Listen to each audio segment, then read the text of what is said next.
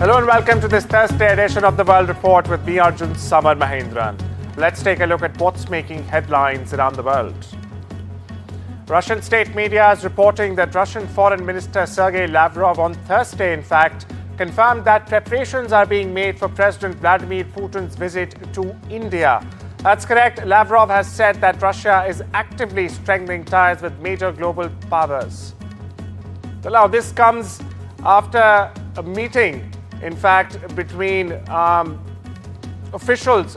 officials and Indian officials, and this news is just breaking on the World Report right now, where Russian state media, in fact, has confirmed that President Vladimir Putin will, in fact, soon be visiting New Delhi. Now, this also comes at the back of ongoing talks regarding the Ukraine peace deal just after the talks took place in Saudi Arabia's Riyadh last week with US as the mediator. Now, it's very important to remember here, PM Modi still remains, after 3 years of this long war, the only international leader to have met both Vladimir Putin and Volodymyr Zelensky.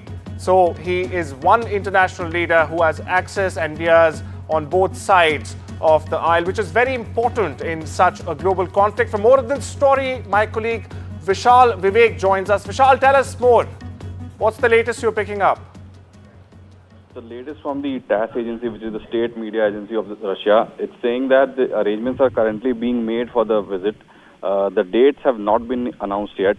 This is the top diplomat of Russia, Sergei Lavrov, saying so. And he said this in a video address while doing a video conference titled Russia and India toward a new bilateral agenda. This was held on Wednesday, is what the state media report is saying. And they've said that Lavrov has noted that the Indian Prime Minister paid his first foreign visit to Russia upon his re-election last year. So they are sort of complying to the visit, and they have confirmed that Putin will be coming to India. But they have not given the date, as I mentioned earlier. The details will need to be ironed out. This will be a high-profile visit. India has been hailed the world over as one of the one of the countries that has gone onto the world stage and talked about peace very often. So all of that will probably be looked at, and there could be many bilateral deals that could be signed. But all of that remains to be seen. But for now, we can say that Vladimir Putin, the president of Russia, will most likely be visiting India pretty soon.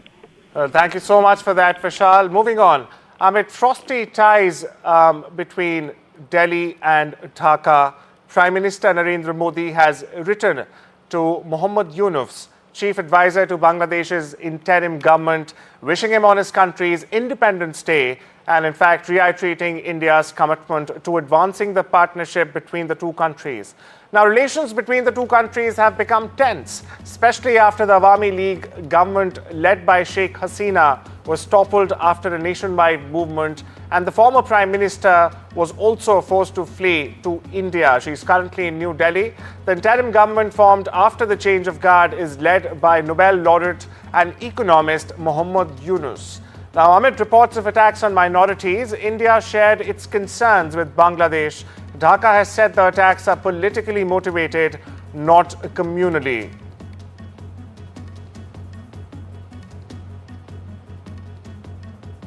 Chinese President Xi Jinping is all set to meet Bangladesh's chief advisor Mohammad Yunus on Friday. Yunus is currently on a 4-day visit to China, with Dhaka and Beijing expected to sign pacts on trade and economy.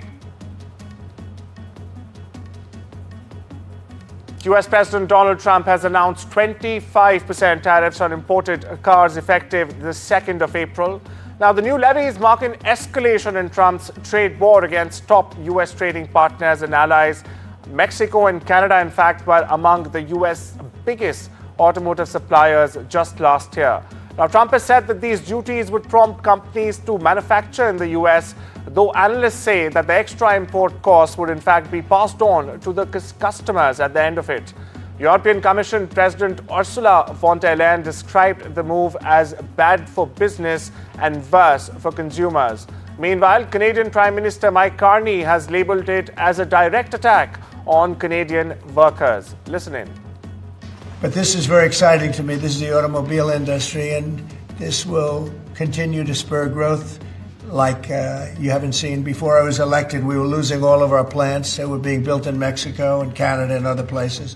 Now those plants largely have stopped and they're moving them to our country. President Trump announced 25% tariffs against our auto industry.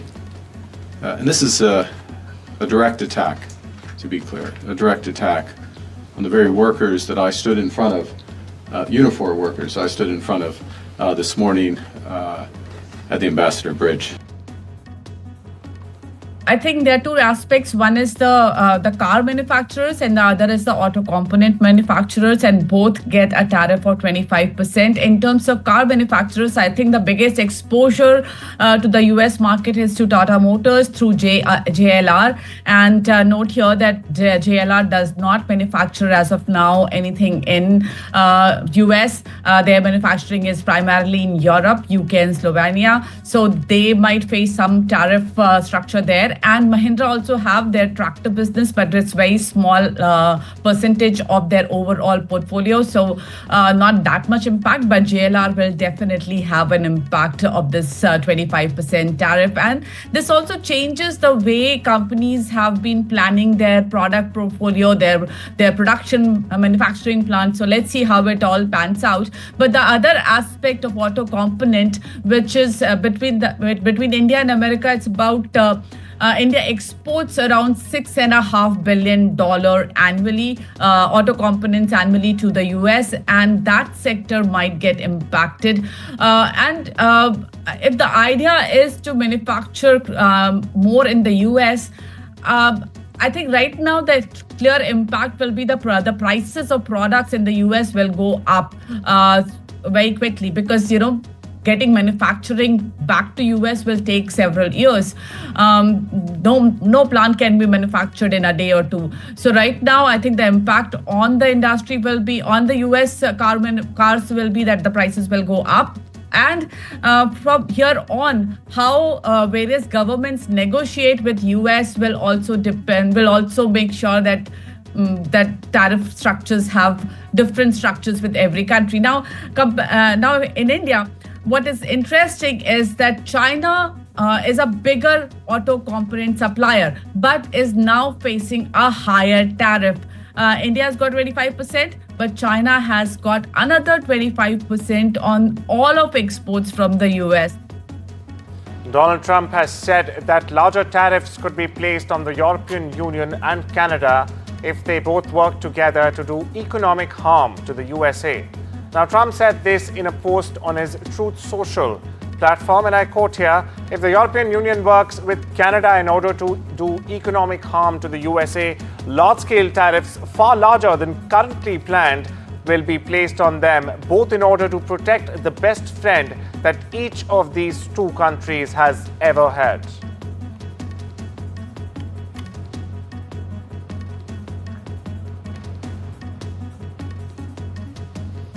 German news magazine Der Spiegel has reported that the private data of top security advisors to Trump can in fact be accessed online, adding to the fallout from the officials' use of a signal group chat to plan airstrikes on Yemen.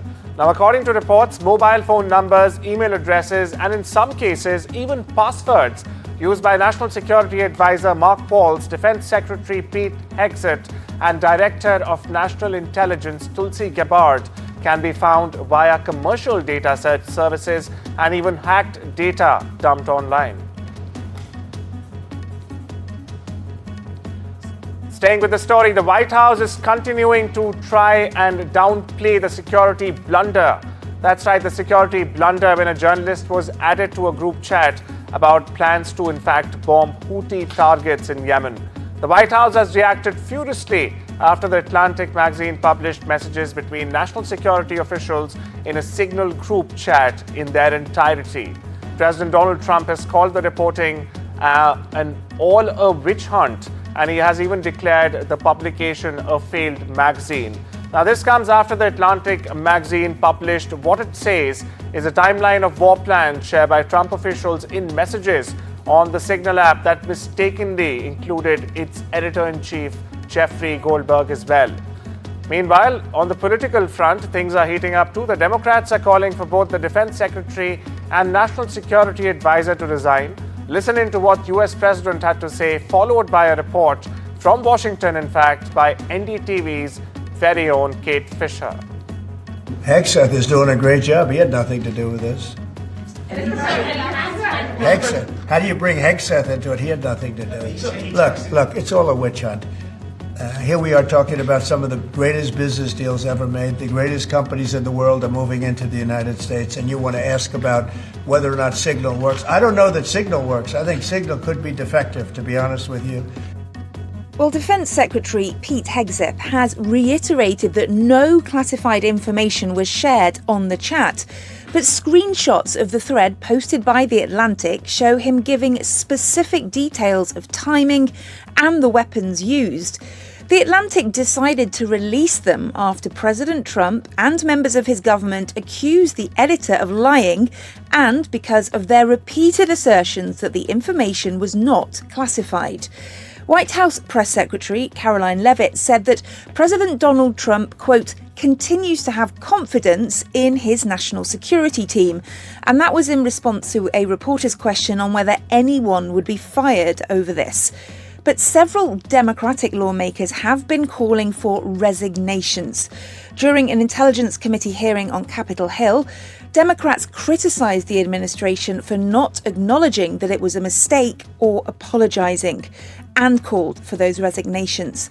At the hearing, administration officials insisted the chat had not included classified information, and Democrats disputed that, while Republicans acknowledged that it had at least included sensitive information. Well, the top Republican and Democratic senators on the Senate Armed Services Committee are now asking the White House to expedite a Defense Department review of the incident. Kate Fisher, NDTV, Washington. Thousands of Palestinians marched between the wreckage of a heavily destroyed town in northern Gaza on Wednesday in the second day of anti-war protests, with many chanting against Hamas in a rare display of public anger against the militant group. Now, the protests, which centered mainly on Gaza's north, appeared to be aimed generally against the war, with protesters calling for an end to the 17 long months of deadly fighting with Israel that has made life in Gaza insufferable, to say the least. But the public calls against Hamas, which has long repressed dissent and is still, in fact, ruling the territory months into the war with Israel, were rare. Istanbul's opposition-run municipal council has elected an interim mayor to run the city after Mayor Ekrem İmamoğlu was jailed pending trial over graft charges that he and his supporters deny and call politicized.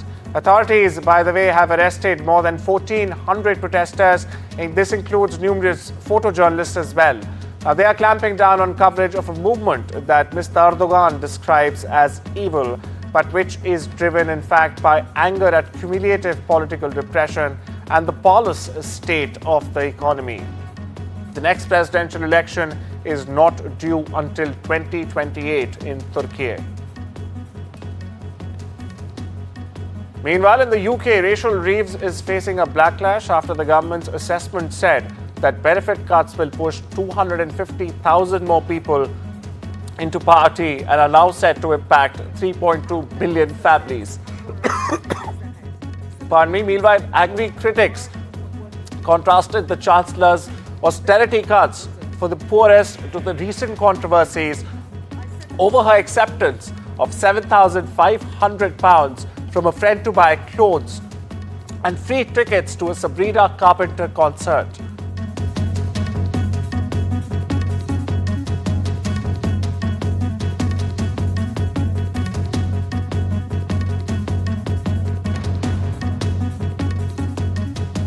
The EU has warned that Russia must fully withdraw from Ukraine before European Union sanctions on Moscow can be lifted, striking a blow to Donald Trump's hopes of striking a quick ceasefire deal. The US president agreed to Russian demands that international sanctions must be lifted in return for the partial truce in the Black Sea after marathon talks in Saudi Arabia earlier this week. French actor Gerard Depardieu has said he loved women and was not a groper as he made a final plea at his sexual assault trial in Paris. Now this after his friend and fellow actor Fanny Ardant vouched for him. Depardieu, who has acted in more than 200 films and television series, has been accused of improper behavior by around 20 women. But this is the first case which has ever come to trial. In West Philadelphia, where he was born and raised, now there's a street, in fact, called the Will Smith Way. That's correct. Philadelphia Mayor Sherelle Parker and the city leaders honored the Oscar and Grammy winner on Wednesday, renaming a street next to Smith's old high school. He reminisced about learning the values of hard work and education from his mother and father before hitting it big as an actor and a rapper. And legacy of Will Smith, a West Philadelphia native. 3, 2, 1.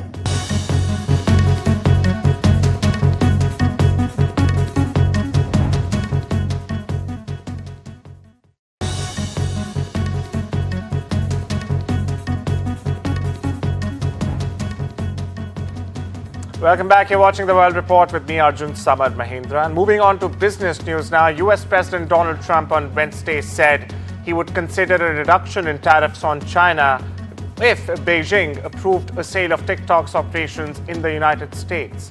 Now, Trump's comments came less than 2 weeks before an April deadline requiring TikTok's China-based parent company ByteDance to divest or face a US ban altogether.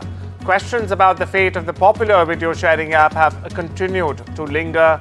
In fact, since a law requiring ByteDance's disinvestment took effect on the 19th of January, after assuming office, Trump gave TikTok a 75-day reprieve by signing an executive order that delayed enforcement of the status until April 5th.